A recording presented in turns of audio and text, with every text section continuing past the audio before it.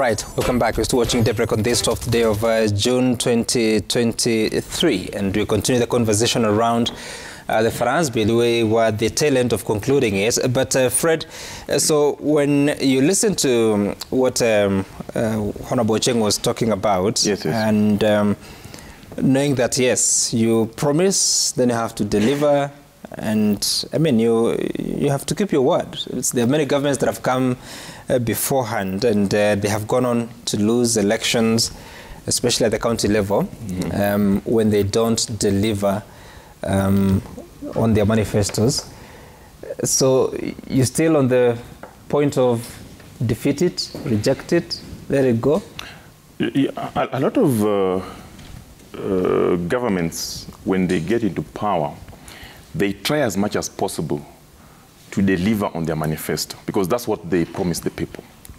If you look at this issue of housing levy, and any serious government or any serious government in waiting must have housing as part of the promise or commitment.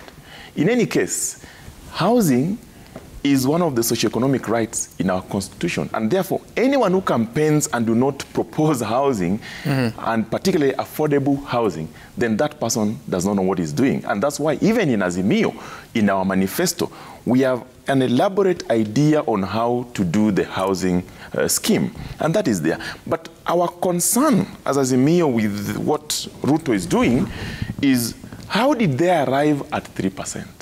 Why is it mandatory? Who are the beneficiaries after this scheme kicks off? And what is the guarantee that the contributor will get a house?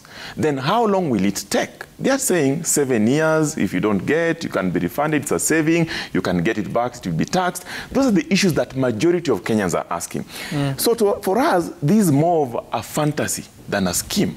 Now, number two, we know for sure that taxation is not the necessary thing to do so that you grow your country to the next level, as Honorable Cheng is saying. Heavy taxation kills economies. We know that. But we know we must pay taxes, because we say, kulipa ushuru ni kujitegemea. But if you look at the type of taxation that Kenya Kwanza are coming up with, and he has accepted that there are certain issues in that bill that himself, as a legislator and as a Kenyan and as a leader, he doesn't agree with. So these are the issues that majority of Kenyans have been raising. How I wish that they listened to the people from the word go. Remember, Sam, when this debate started, in fact, for the first time, we are having a robust discussion around a finance bill. For the first time, where people are keen. Kenyans are reading, experts are giving their opinion, politicians are advising, legislators are putting their best foot forward to ensure that this bill passes or it fails. But for us, we have said that if we are going to progress, then we must listen to everyone. Kenya Kwanza have given us data on the number of houses they need, the number of contribution that would be required to jumpstart this project. Fair enough. But we are telling them, how about they agree with Kenyans and phase out this thing, so that at the end of the day, it is a project that they can do and people can see, then can get buy-in. Today, some we are struggling with NHIF contribution as a scheme, the mismanagement. We have seen that. Kenyans naturally, when such a mismanagement occurs, they tend to fear. Majority of Kenyans would want to own houses. Even those who have one would want to have 2 or 3. But if they have looked at how mismanagement have happened before, they now fear. But Kenya Kwanza must get their act together. Right. They must put regulatory framework on this housing scheme. They must put issues on the table that are going to be clear on how to get houses, how to own one, how to contribute, are you guaranteed, are you not guaranteed? Those issues now are not there. So I want to advise them that even as they push this agenda, let it not be mandatory. Let them take their time, listen to the people of Kenya. For us in Azimio, we have told them, we had a housing scheme. And our housing scheme was not only housing units. We're also looking at when you create a complex where there are houses, the sewerage, electricity, water, transport, all those things, we're looking at them. But for them to tell us that take it or leave it. But how are you to finance that scheme? The financing bit was to come from the people of Kenya, and we proposed 1.5%, not 3%. Ours was lower, as you can see. Then also, there was some tax, zero-rated tax on certain products that were being used in the construction. So for us, we are not saying that you don't need to have a house. You should have a house. So how was that to take effect? You should have a house. The 1.5%. The 1.5%, if you read our manifesto, was to be a contribution from the employer and from the employee.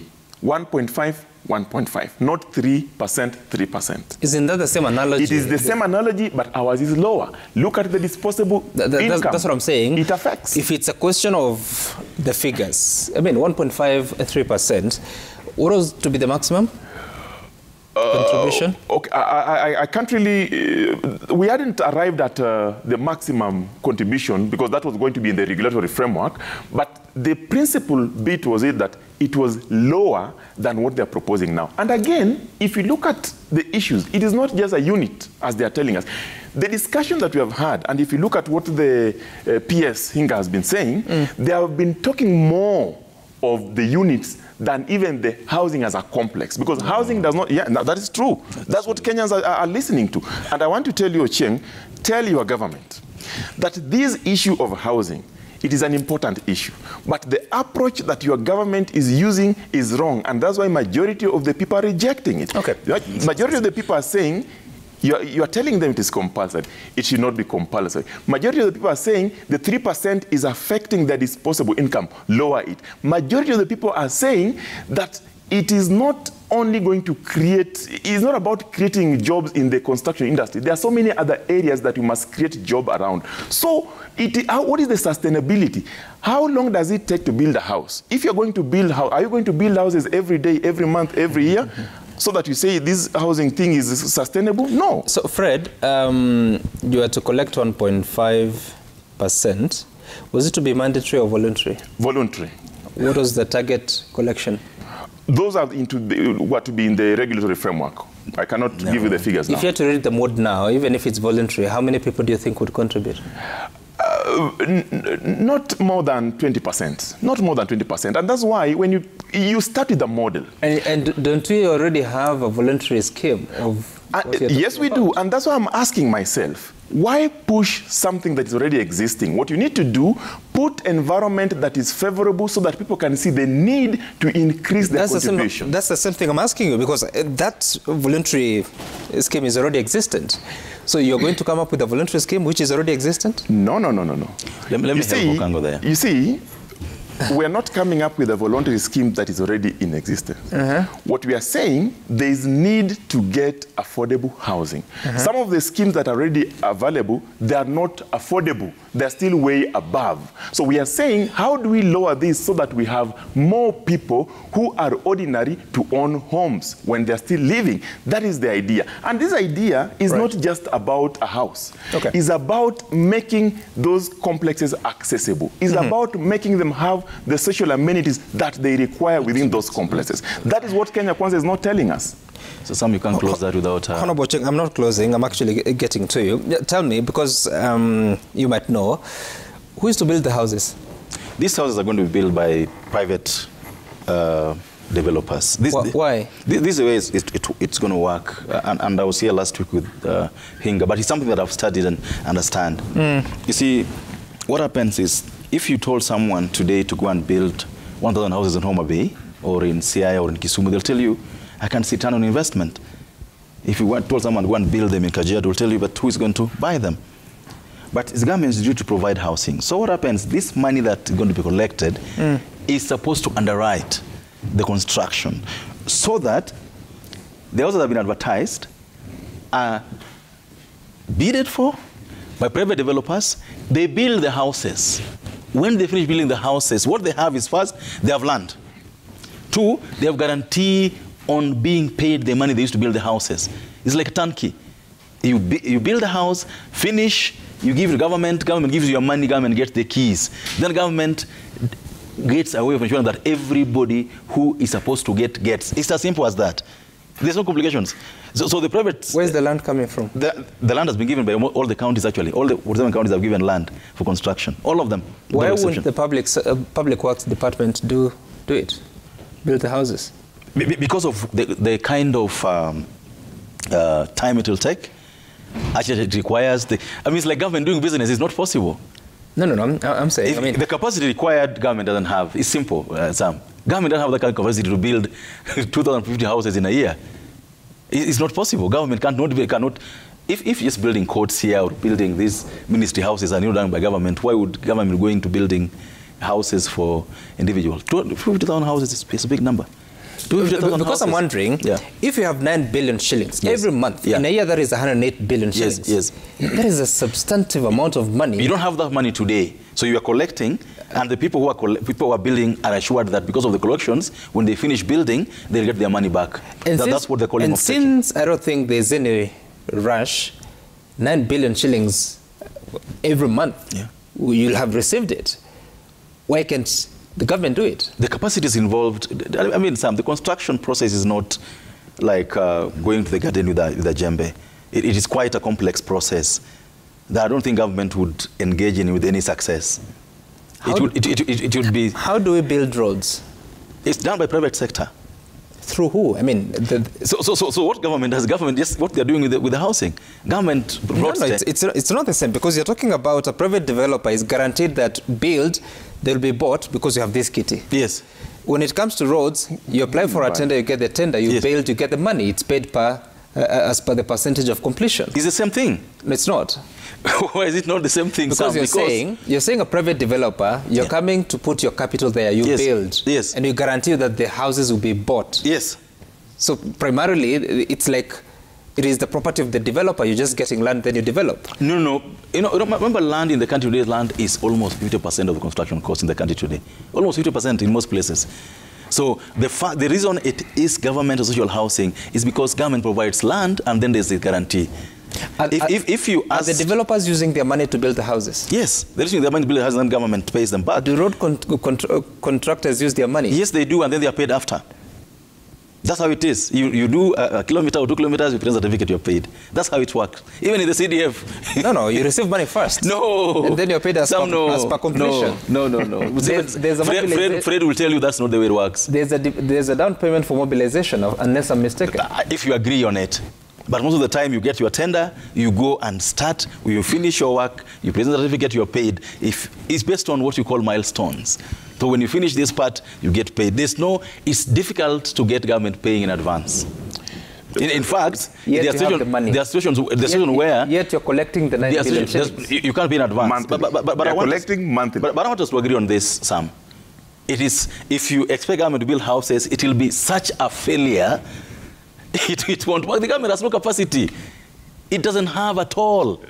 The government has no capacity. But I wanted to respond to something that Sam said, that Fred said. You know, this housing plan is a complete plan, Fred, that has not just houses, it has amenities, it has football, sports stadia, it has swimming pools, it has everything else that goes into a housing framework. But Sam, on this issue of housing, as a Muse argument, just one. It is wrong because you are doing it. It is right if we do it. That is the argument. That if you are the ones doing it, it would be right. But because you are the ones doing it, it is wrong. That's the argument so far, because if you listen to him, what he has said, this was our plan. We had planned to take this kind of money. We were going to do the same things. But it's wrong because you are doing it. So let's just agree on this, Sam. Housing cannot only be good if done by Azimio. I agree. Fred, allow him to finish. So housing at the basic level, and read Article 43 of the Constitution. Socio-economic rights. Housing is good for everyone. That's true. Now, this housing you've been explained to has 2 components. The social housing and the affordable housing. If you want to de-Islamicize most of Nairobi, you build houses that are affordable to them. And they're saying that if you're paying 4,000 shillings as rent today or 4,500 shillings as rent today, that's what you pay in the new scheme if the houses are built. So they're graduated in such a way that you're able to convert what you pay as rent today into your mortgage payments per month. And because it's government that you're paying back to, I'm certain that there'll be room for negotiations. If, for example, you were to fail to pay 1 month, there's room for negotiations. As opposed to when this is done by the private sector. And so let's just agree that number 2 is there was no way you were going to do it with the voluntary process.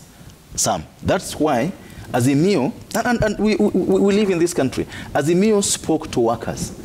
And in their manifesto, they said that they already spoken to Atuoli, who was opposing the bill during Uhuru's time. And Atuoli has accepted that when they come to power, he'll convince the workers to pay. That is what we were told in the campaigns. And so let's just note, and I want to just repeat this. It is stupid to beat a man for doing what you did. It's just wrong. All right. I want us to exit from the conversation. Just a very brief one. Yes, quickly. Honorable Cheng, we are not saying it is only good when we are doing it. And that's why I started by saying this is a right, and everyone has a right to own a decent home. In fact, we are going for affordable housing, and any government in place or any government in waiting must consider having a plan to ensure that his citizens get a house. Number two, with the questions we have asked, who will buy these houses?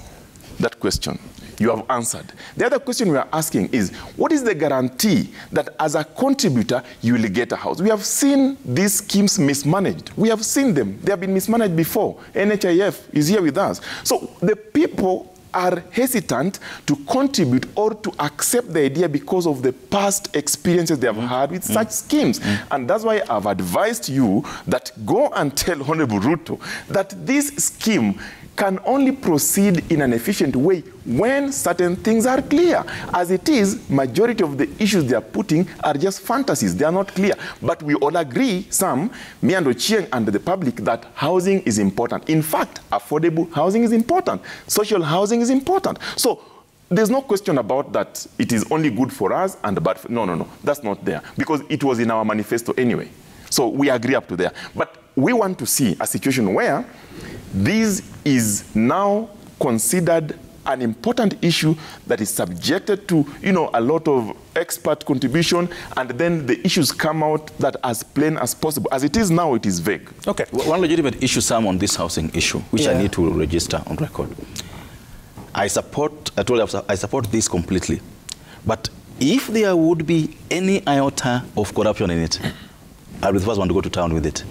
Because we always try to, shade Singapore and Malaysia. The difference between these two countries was in the discipline with which these were implemented. And I agree with Fred here about the trust deficit among the citizens on some of these projects. We've had these projects before. We had, the NSSF projects that didn't go well. And so I'm sure this government is aware, and the President is aware, that the difference that this would make would be how disciplined we are in implementing this, and that if there's any corruption in this, it will sink. And it will sink with the government. And so everyone is aware that if people accept to contribute to this scheme, this must be run military way. If you steal, you go to jail on it. And I can tell you this, Sam. Is your government ready to do that? Definitely. And I'll be around. I'm not resigning tomorrow. If there's any idea of corruption on this, I'll be the first to go to town, because we must ensure that if we promise people we will deliver something, it is done without corruption. And one of the biggest problems that we have today, and we have talked about it, is accountability and transparency in the public affairs. I don't think, Sam, there's ever been any finance bill that has received a kind of debate that this finance bill has. And so it puts strain on the government that ensures that if you receive resources from the public, we'll be watching. Okay. All right. And of course, we're expecting that the report of the Finance and Planning Committee will be out hopefully by tomorrow to look at some of those proposals on what the members of parliament found. And I want us to transition, because there has been challenges in different institutions and different offices in as far as running of operations, and that is to do the cash crunch. One Honorable Cheng had referred to a bit of it. Let's first listen to CS Nakhumicha, who spoke about the release of NHIF funds sometime last week.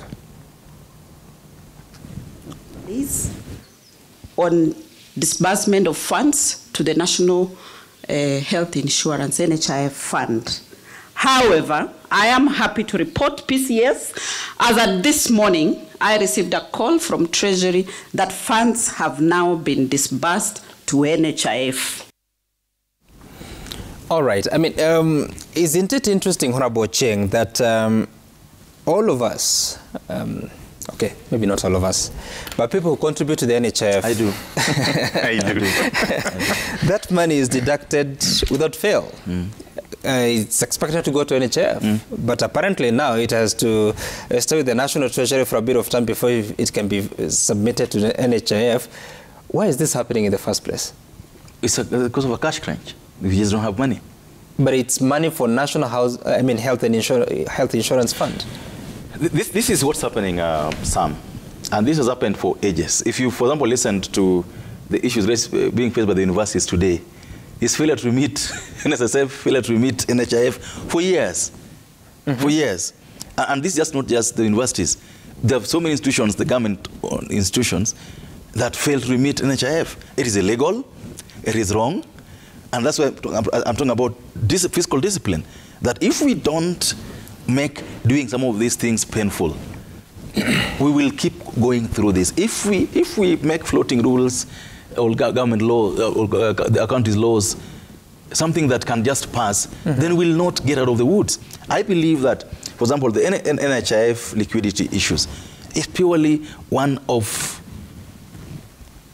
delinquents by the various institutions that are concerned. NHIF, in the first place, in my opinion, is extremely a corrupt institution.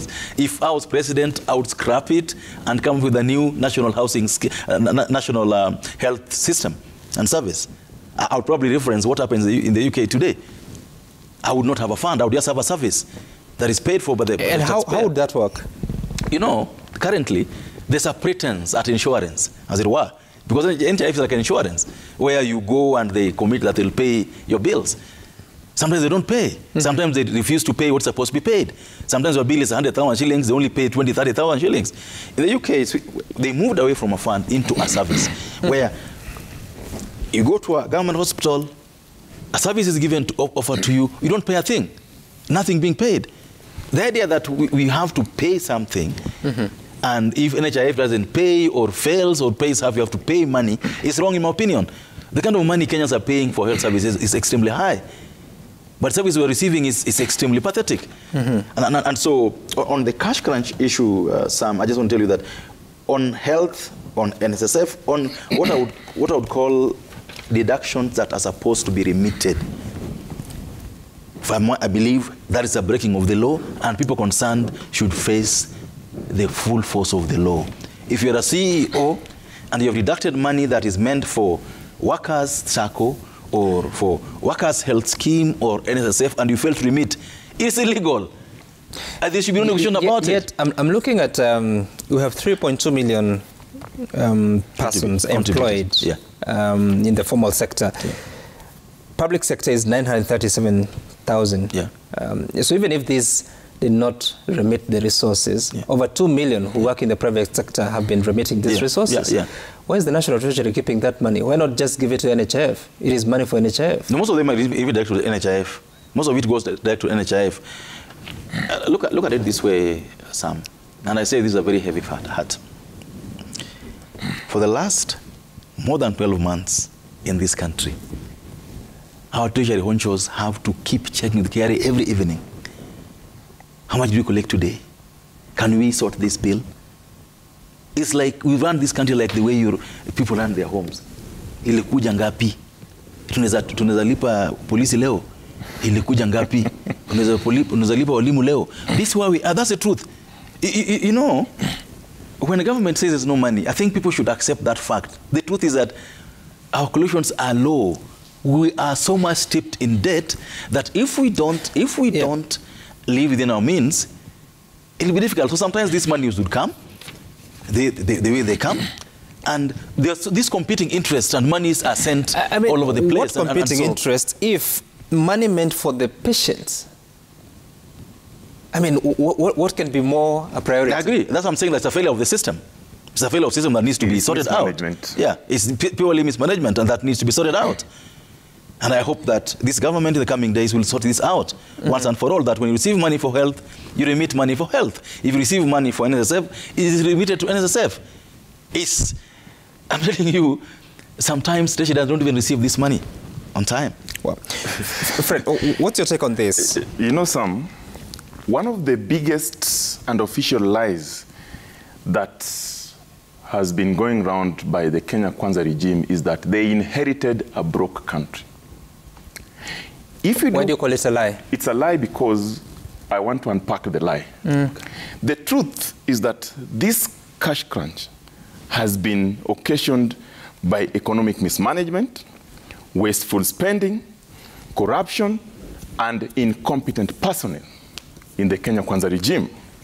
Now, they told us that they will not borrow. You can check these figures. The debt status, what was the debt status at the time President Uhuru Kenyatta was leaving office? Around 8-point-something trillion. What was the debt status as at March, the time Honorable Ruto was getting into office? Probably at around 9 trillion, just check. So for me, in my view, they have equally borrowed more. But still, they are not able to remit NHIF, while that contribution is deducted at source. They're not able to pay civil servants on time. They're not able to send money to counties on time. They're not able to do so many essential things that require the country to operate. And therefore, they also continue to globe-trot. And they're saying they inherited dilapidated coffers, as per the truthful men. Now, the question we have asked them, if it is true that you inherited a broke country, how come you still live a lifestyle as a government that is beyond your means? We have advised them. They first of all seal all the corruption loopholes so that they can save. They must clean KRA, clean NHIF, clean SSF, clean all the government departments. Number two, they must cut down on expenditure. They must cut down on government. There is no need of having 51 curses. They are unnecessary. They must also ensure that they use public money as per the principle of public finance, prudent use, so that we have a government that is functioning. But you see, it is not our duty to advise them. It is our duty to highlight the issues that are not working because we would want them to work. So for me, that lie must be debunked. And I agree with Honorable Cheng when he says this has been mismanagement. There has been mismanagement of most of these departments. And I want them to commit to the people of Kenya that they are going to address this issue. Because if you look at this finance bill, the tax that they're going to raise, the people of Kenya are asking, should they succeed to do so, how are you going to use their taxes in a manner that will save the lives of Kenyans and reflect in the development of this country?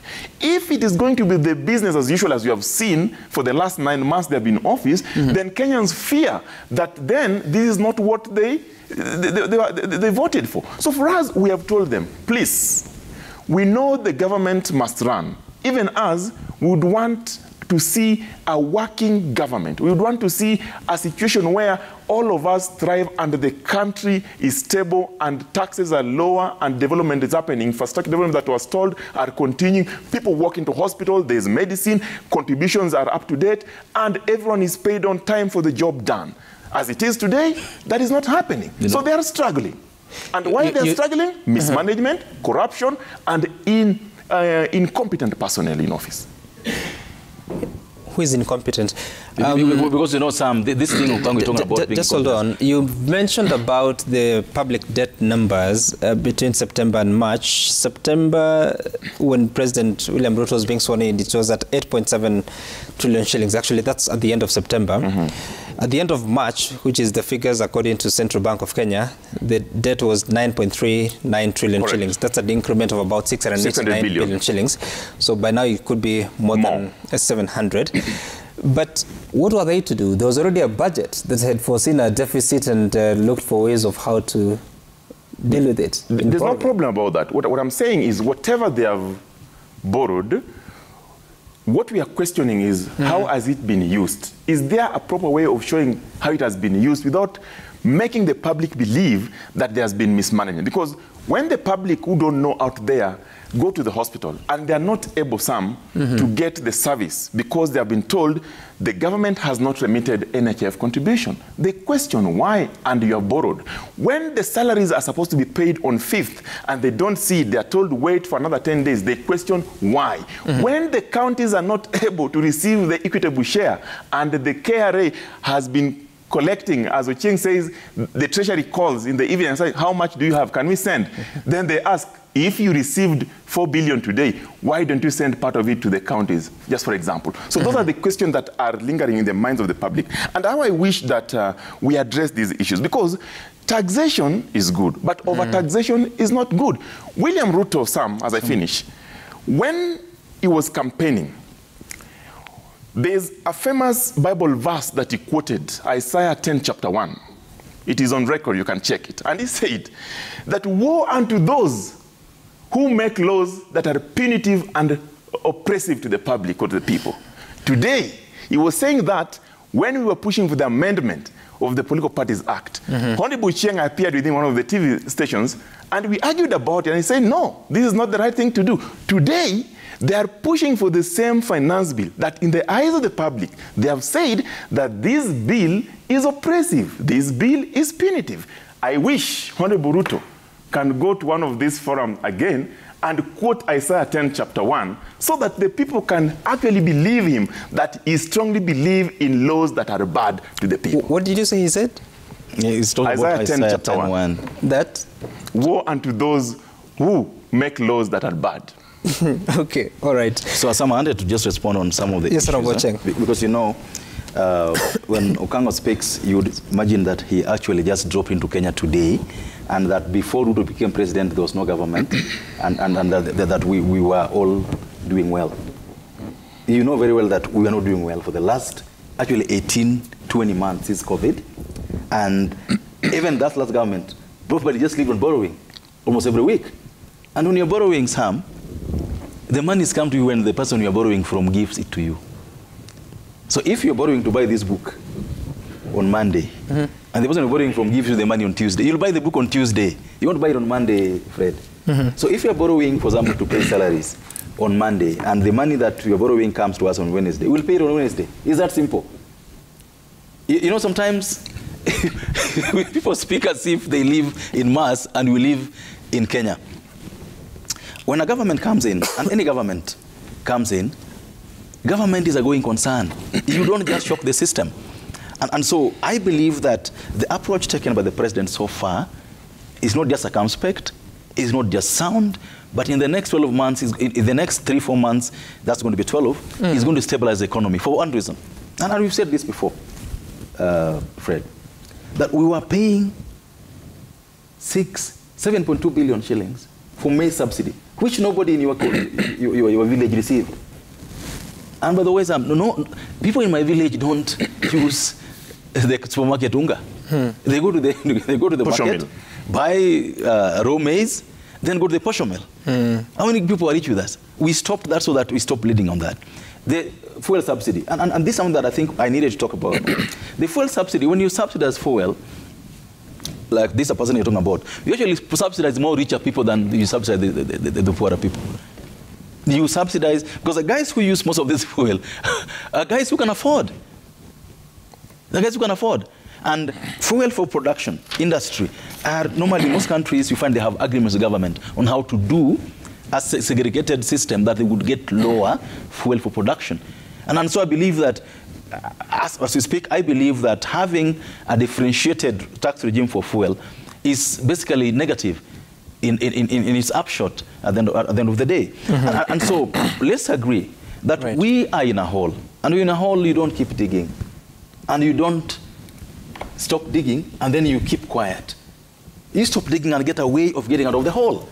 And so we stop digging by stopping the subsidies. We stop digging by reducing on the amounts of money we are borrowing. We stop digging by putting a floor on borrowing and paying of subsidies. And now we are working on a system to ensure that we are able to get a ladder out of this hole.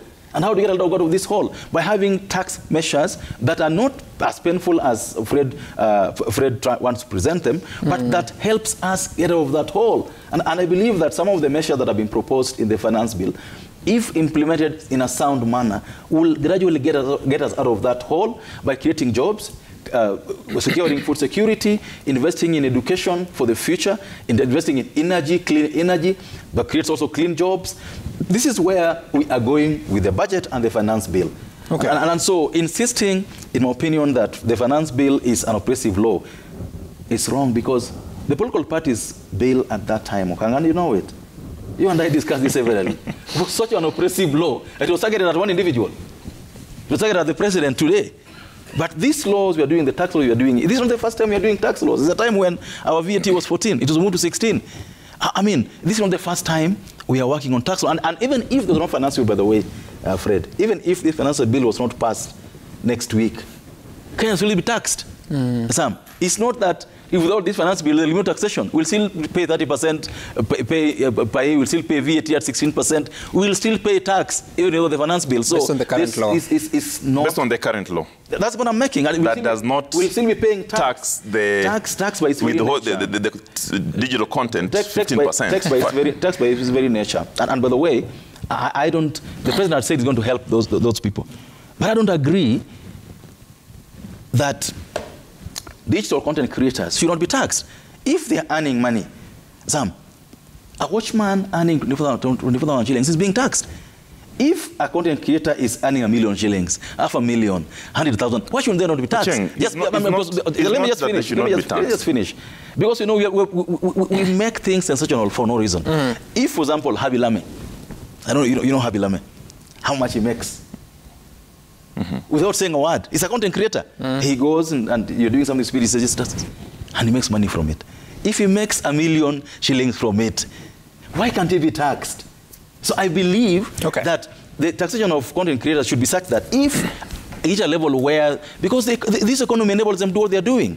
So if at some point in time they go to a level where they're comfortable enough and their earnings are stable and sustainable, they should be taxed. And so in this case, even if they're excused, they'll be excused because they're being allowed to grow to a level where they're sustainable and then therefore taxable. Even as a but Fred, is that even a fair conversation? Because a university graduate who gets a job, they start paying tax immediately. So why should the content creators be? So this will be a government saying we want to help them grow, but they should not. But then everyone will ask what you are saying. I agree. What you are saying is not that they should not pay tax. They should, like any other person, they should, because they do a business that brings income and they should pay tax. But we are saying, whatever they're withholding, what are the other professional services? What are they withholding? Is it 15% or 5%? Because it's like any other profession. Number two, this regime rose to power based on the support that they claim to have gotten from these young people who they promised that they will respect their job. Respecting somebody's job does not mean overtaxing that person, even if he's supposed to pay tax. Why don't you be considerate to these young people, these content creators that today are just starting and they're making it now a business in Kenya that can employ more? When you overtax them, then you are killing their dream of having a better pay in future. That's what we are saying. We are saying they should pay, but they should not pay higher taxes that are going to discourage many what for you is the appropriate rate? 5%. Okay, 5%. I'm sure they have been listened to. Let's move on. We were still talking about the cash crunch that the government faces. And of course, the counties have been complaining. By Thursday this week, if no more money have been released, then they'll be owed more than 93 billion shillings by the National Treasury, because that will be the amounts for the months of April, May and June. They are supposed to receive money every 15th of every month for them to continue running the operations. Remember, the financial year ends on the 30th, that is in the next 18 days. Yet, some 93 billion shillings will be outstanding by Thursday this week. In the meantime, the National Treasury released funds for the education sector, some 24 billion shillings, that is meant to be in form of capitation for secondary schools, also meant for the junior secondary schools and primary schools. We'll be looking at those figures on the screen. But even as that happens, you realize that there has been challenges in as far as, those are the figures, 15.6 billion shillings meant for secondary schools, 4.6 billion shillings for primary schools, and 3.8 billion shillings for junior secondary, and the total is 24 billion shillings. They had been expecting some 28 billion shillings. The budgetary allocations for secondary schools is 60 billion shillings. For primary schools is 12 billion shillings, and junior secondary schools is 9 billion shillings. But there is supposed to be a schedule. That is, 50% should be released in the first term, and that should be 11,120 shillings, bearing in mind that secondary schools, every learner is allocated 22,000 shillings, 240, and the second term should be 30% at 6,672, third term 20%, 4,448. Unfortunately, they have only received some 45% out of everything, and what was sent to schools in January was 3,706, out of an amount of 4,413. What was retained at the Ministry of Education is money that is meant for books and also NHIF, and a bit of it we understand that the schools have been struggling with the release of books. They get the books late, sometimes they get the wrong books, meaning there are quite many challenges in the institutions, in the learning institutions. And so, Honorable Cheng, even as we talk about the challenges in cash collection, are we having challenges with prioritization? Because fine, health, the challenges, CS Nahumicha is saying that they're already addressing that. But for a Form 4 candidate who is expecting to sit the exam in the next 5 or so months, for them to receive their set books in the month of May, at the time they're receiving the wrong book, because the ministry says that we're keeping this money so that we can buy books ourselves and bring to the institutions. Are we focusing on the right problems? No, I agree. That's purely wrong in my opinion, because, you know, the ministry should have a plan with the publishers and the suppliers. Yeah, I don't think this has to be even defended, right? That if our learners are to do their best, if our learners are to be inspired to learn, then the ministry must have a forward-looking plan. That one, for books, these are our publishers. You'll be paid anyway because they end up being paid at the end of the day. So I believe that the ministry, the minister concerned, the PS concerned, should work on a formula and the KIE on a formula where by end of January, they have forward-looking contracts where these books are released to the learners. And what they're saying is true. In my constituency, I've had teachers talking to me, telling me, David, the books that were brought were wrong books in sometimes, or they come in late. If a set book comes in July, and there are places in this country where students depend on purely those government books, their parents can't afford to buy those books. And the exams are in November. They are backhanded. They're not able to compete. They're not able to perform well. And so that is an issue that I agree with some, that the ministry should streamline the system of sending books to schools. The ministry must look at the system of prioritizing sending money to the schools. Of course, all of us are suffering now the cash crunch, but I believe that the government should work around it. As it stabilizes its administration, I'm sure the president is looking at working and ensuring that the first monies that go out would be those ones that concern health and education, so that we don't have this recurring year in, year out. And when I have time to whisper to him, I'll also try to insist on some of these things to him, that let's prioritize some of these things. I'm sure these are things he believes in, and he means well, and he'll ensure that in future, these things are done the right way. If you look at the budget we have some, education is taking 27%, 650-something billion shillings going to education. Most of it also going to JSS and CBC and tertiary institutions. It is not right to budget in such a big manner and the monies don't go there, because then we lose the purpose, right?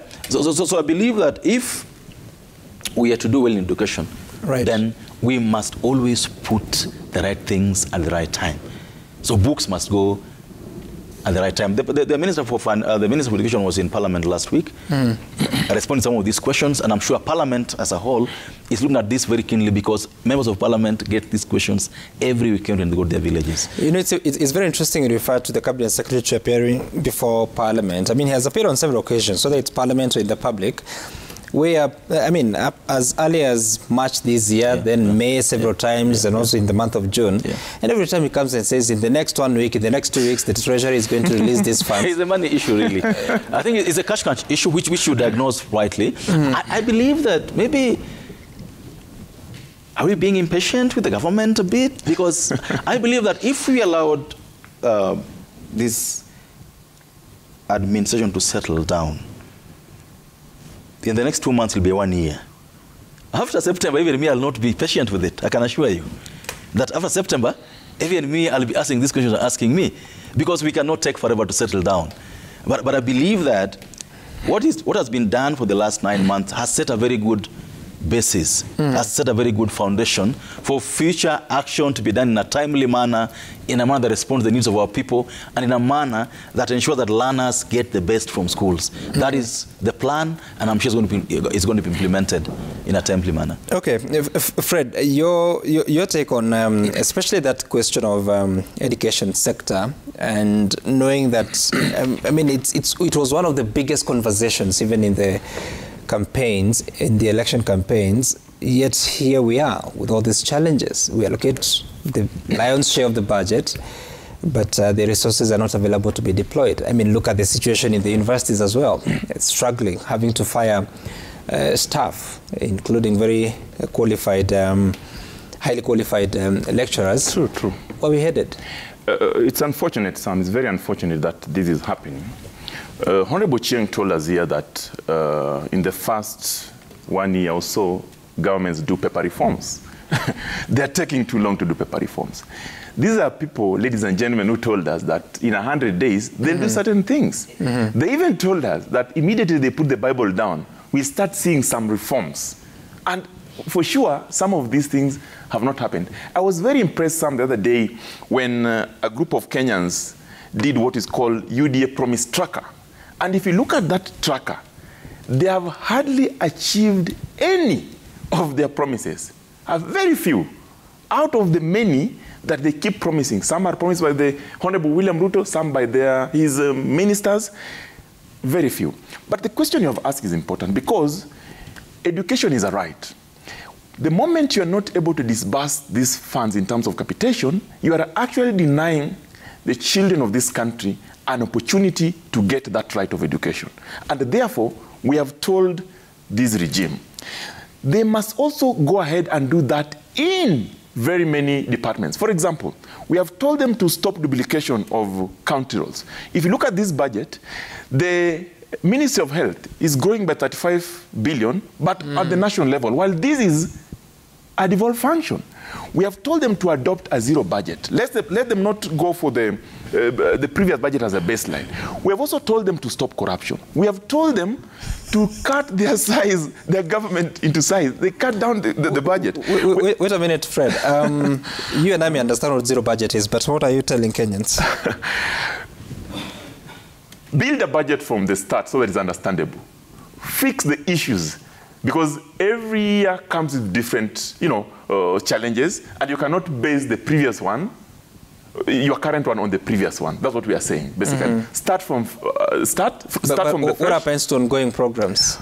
Ongoing programs are okay, but they have been telling us, wait for our inaugural budget. This is not our budget. So we want you to build a zero-based budget from your inaugural start so that we'll hold you accountable from zero, not from Uhuru Kenyatta or so and so. But is that how governments work really? No. That is the advice we are giving them because we feel that they'll start saying, that was so and so's project. That was not. No. We don't want that. We want them to be accountable, and accountability is what they say they'll do. And some, before I forget, non-essential government expenditure that we have seen them take us through.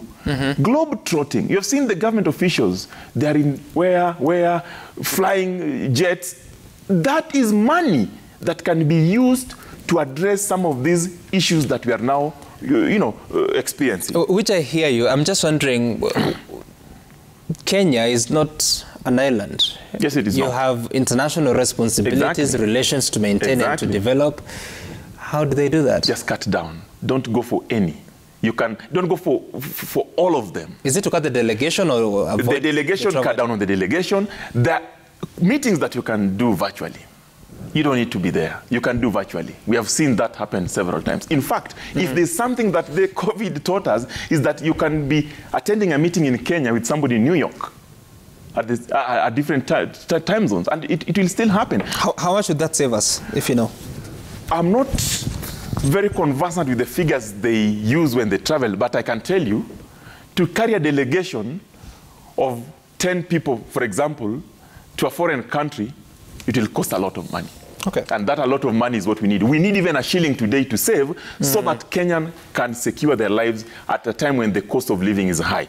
And they also must humble themselves. When they tell us that government never loses, this bill will pass it, you like it, you don't like it. That is just something. Look who is talking. No, look, a Kenyan talking. I am happy. About humility. We are very humble. I am happy today. Concessions are coming. They are already saying now we can concede on certain things. It means they have listened Fred, to us. But Fred, a bit of listening. that, isn't it just political posturing? Government is a product of political activities. So there's nothing wrong with political posturing. In fact, well, for both sides, right? For both sides, right? But because you are on the hot seat now, we must tell you what we feel must be done. So there's no problem. I'll just take a look at the feedback that has come to us, and then we closed. Their Twitter, Citizen TV Kenya Sam Gituko, the hashtag to use is DAYBREAK. Starting with who? This is Okelo Mwalimu. You're saying that these MPs who keep on singing praise songs for current regime should be reminded that legislature is a separate arm of the government with equal rights as the executive. They must learn to criticize the executive when on the wrong and praise it when on the right. Frank Orinde, today NHIF is in problems. No one is telling us where the money we contribute has gone to. How then does the government want to convince us that a housing levy will be managed well? Question that he's asking. Sir Nixon Dugire, under which law shall those who will misappropriate the housing levy be apprehended that have not taken to court those who used to steal 2 billion shillings every day and maybe still stealing, those involved in KEMSA heist, NSSF heist, and others? Ken Nyaminde, assuming the housing fund goes through, then midway there is corruption and the money gets lost. Will Onanchi get a refund? Where from? How come there has never been a refund in any major scandal? Case in point, KEMSA. Dombori, what measures are in place to guarantee that the government won't repeat the misappropriation of funds witnessed at NHIF with the housing fund? We need reassurance that proper safeguards and transparency will be implemented to ensure the responsible use of public resources. And Brian Chamwa, an increase in VAT will disproportionately affect low-income Kenyans. 16% VAT is a regressive tax, and it takes a larger proportion of income from low-income earners compared to high-income earners. This will lead to greater income inequality. Kenyans will still suffer. Those are just a sample of what Kenyans are saying this morning. And obviously, you can see that concern about the NHIF funds and then a housing fund, but also the framework, which I understand that there could be a proposal to delay the implementation of the fund up until, or the levy up until January 2024. Maybe that's enough time to do the framework preparations. But Honorable Cheng, your final remarks about this? No, I think personally I'm very happy with the way Kenyans are tracking the way government works. It is how it should be. That if a government comes in and makes promises, they should be held accountable. And I'm sure this government wants to be held accountable. I'm encouraged with especially the robust decision about the finance bill. I just want to request all of us that we only have one country called Kenya. It's us that finance the country called Kenya. Government has no money of its own. Government's money is our taxes. And so when we are in problems like now we are, then it's us to come together and see how do we get ourselves out of this hole. I want to request that we give this regime its benefit of the doubt and see how it's going to perform. But where I sit in Parliament, I can assure you that accountability, transparency, no corruption will be something that I personally am going to be dealing with on a daily basis. There's no day I'll come here to defend. Do you feel the same spirit amongst the institution? I mean, the members of the institution? There'll be no day I'll come here to defend any corrupt individual. Right. If this government is performing, I'm sure the president has shown the way, that if you're going to engage in corruption, you'll meet him head on. And I just want to request EACC, DCI. The president has said, don't wait for his call. Don't wait for anything from him. Do your job.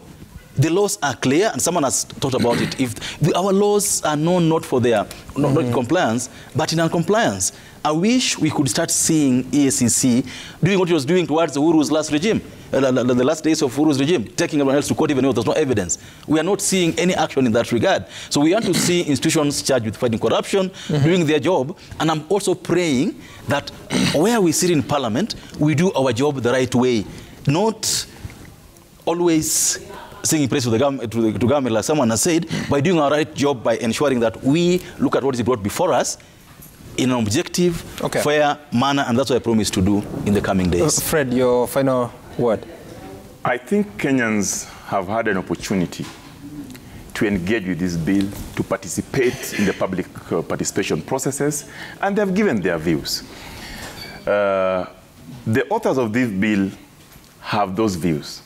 It is up to them to ensure that they have an effective public participation. For us in Azimio, we have said that depending on how they behave with what Kenyans have said, then this whole thing can take a different turn, because Kenyans would want the cost of living to go down. Kenyans would want corruption to end. Kenyans would want the government to apply themselves into all those national values and principle of public finance, or rather, principle of governance that Honorable Cheng is talking about. We want to believe that this is what they are going to do. But as we progress, we also know that public participation is a continuous process. We want to encourage as many Kenyans as possible to come out in large numbers whenever they are called upon to give their voices, their opinions on these issues of governance, because this is our country, as Ochieng put it. But what we will not agree and will not condone is an issue being forced. We want to ask them. They should stop intimidation and threats. They should allow Kenyans to speak. They should allow Kenyans to give their voices. And also, they should effect the submissions by Kenyans as a final decision. When they go to the Parliament, Honorable Cheng, and you have said that whenever you get an opportunity, you will always brief Honorable Ruto. This is my last request that I send you to him. Please tell him that Kenyans out here, Okango and company, who are not anyone, are asking him that on this bill, please consider withdrawing it. Tell your team that this bill, the public have said it is not a good bill. It has got clauses that are controversial. Please listen to the people of Kenya so that we can grow together as a people. Honorable Chien, please do that. I think you have a message to deliver. As to whether you will deliver is up to you. No, he will do, because he's his friend. I know that. All right. Thank you so much. Tomorrow we'll be hosting a special panel. We'll be speaking to an architect, a quantity surveyor, construction project manager, and also a representative from the mortgage market to really talk about the cost of building a house, what are the variables, and also what happens, especially when you also have to factor the cost of land in putting up a house. So be sure to catch that conversation from 6 a.m. But also, this has been a very beautiful weekend. I'm sure many of you know. And of course, Honorable Cheng, I'm so sorry that you're where you are. Champions League. we just want Champions League. No, we just want to show you what happened in Istanbul.